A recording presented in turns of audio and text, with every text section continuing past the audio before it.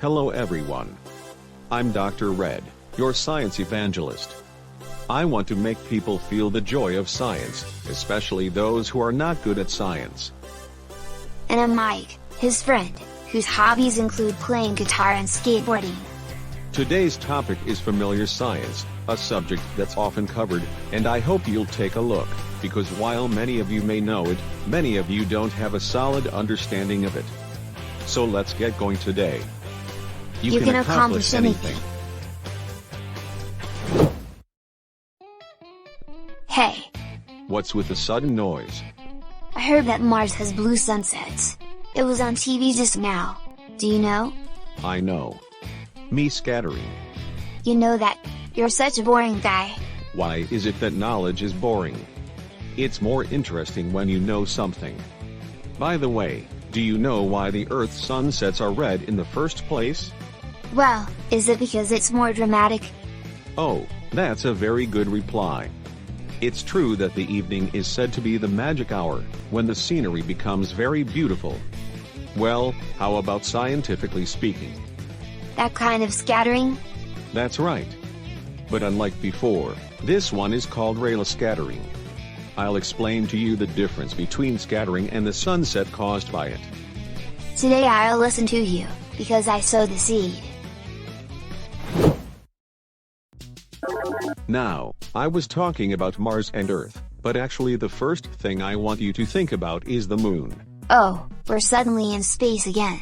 But this time we're wearing a space suit. Because I couldn't breathe last time. So, what color do you think the moon is at sunset?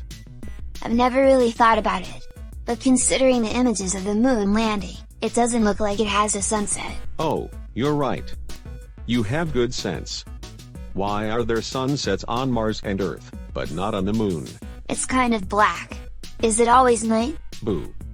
The moon also has day and night. For some reason, the sky is black even when the sun is visible. I don't want to be too mean, so I'll give you the correct answer. Before you give me the correct answer, put the space gun away. You don't have to be so mad at me, okay? That's true too. It's because there is no atmosphere.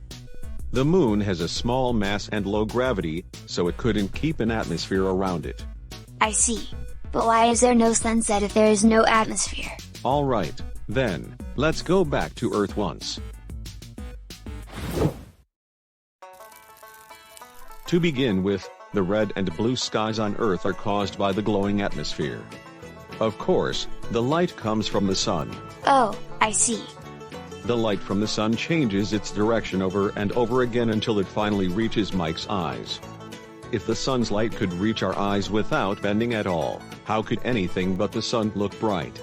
I guess you could say that. Rayleigh scattering is the reason why the light from the sun changes its direction many times. It is caused by molecules such as oxygen and nitrogen in the air. When light hits something big, it causes diffraction. Oxygen and nitrogen molecules are very small, right? So this is not diffraction, but rather a phenomenon where energy is absorbed by the molecule, and then the same energy is radiated out. How small is a molecule? Nitrogen and oxygen are both about 0.35 nanometers. The wavelength of visible light is 400 nanometers for blue light and 700 nanometers for red light. So they are much smaller than wavelengths. Just looking at the numbers, it's 1,000 or 2,000 times different. By the way, what's the wavelength of light? I'm sorry. We'll talk about wavelength next time, so can you pretend to know what it is today? Anyway, light is like a ski slalom, moving left and right as it goes. This movement is similar to waves. And the wavelength is the amount of light that advances during one set of movements, going right and left. There you go. It's a grown-up thing, depending on the order in which the videos are uploaded. Okay. This Rayleigh scattering by particles smaller than the wavelength is inversely proportional to the fourth power of the wavelength. So, depending on the difference in wavelength between blue and red, blue scatters 10 times more strongly than red. Oh, this is getting a little difficult, isn't it? No, not really. But I'd like to explain it in writing, so I'll change places. Look at this picture. The light that comes out of the sun contains both blue and red light. The blue light spreads very fast when it enters the atmosphere. Red light, on the other hand, is less scattered, so it doesn't spread as much but travels farther. But it doesn't mean that it won't spread at all. The sun's rays come in both red and blue together, so let's try layering them. And if we put a human near the entrance to the atmosphere, what would the surroundings look like to his eyes? It should look blue. And if you put it farther away, what does it look like? Red. Good answer. In other words, red and blue sunlight are diffused in this way. Now, let's apply this to daytime and evening situations. Let's start with daytime. Since the sun is above us, the diffusion diagram we saw earlier will be arranged like this. Then, it looks blue, right? Indeed.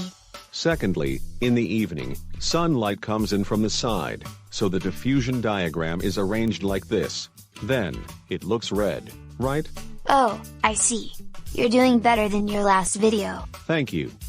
I'm trying really hard to make science fun for everyone. Keep up the good work. Well, so, for example, if the atmosphere were thinner, would the evening be blue too? You've got a good point. That's what should happen. That's why the Earth is so beautiful. God designed the thickness of the atmosphere so that it would be blue in the daytime and red in the evening. Wow, that's so romantic. From now on, I can feel God in every moment. And I have to appreciate the beauty of the sky. Sometimes I stop and look up at the sky. In a trivia way, you could say that our eyes and brains have evolved to be able to recognize day and night, but God also gave us the mind to be able to see the beauty in it. Anyway, have you learned about the difference in color between day and night? Now, let's think about the atmosphere of Mars.